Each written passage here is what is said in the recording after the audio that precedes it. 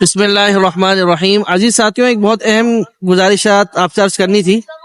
یہ مسجد نبی صلی اللہ علیہ وسلم ہے، باب السلام میں اس طرف، اور اسی کی سیدھ میں دیکھیں یہاں پہ نماز ہوتی ہے، اور یہاں پہ لکھا ہوا ہے ھذا محاذات الامام، یہ جگہ امام صاحب کے برابر ہے، اور یہ پوری صف ایسے جا رہی ہے۔ لیکن بہت سارے حضرات یہ غلطی کرتے ہیں کہ جب نماز کھڑی ہوتی ہے تو یہ جو جگہ ہے نا، یہ جگہ، اس جگہ آگے تک کے لوگ 15-20 صفحے آگے تک بنا لیتے ہیں، اور سینکڑوں لوگ جو ہے نا بیچارے ادھر کھڑے ہو جاتے ہیں، حالانکہ امام صاحب تو اس صف کی سیدھ میں ہوتے ہیں۔ تو آپ کو اس چیز کا بہت دھیان کرنا چاہیے، اپنی نماز کو خراب مت کریں، اس طریقے سے نماز باطل ہو جاتی ہے۔ امام صاحب سے اگر کوئی آگے کھڑا ہوگا تو نماز باطل ہو جائے گا، یہ لکھا ہوا بھی ہے، تو آپ کو اس سے پیچھے پیچھے رہنا چاہیے۔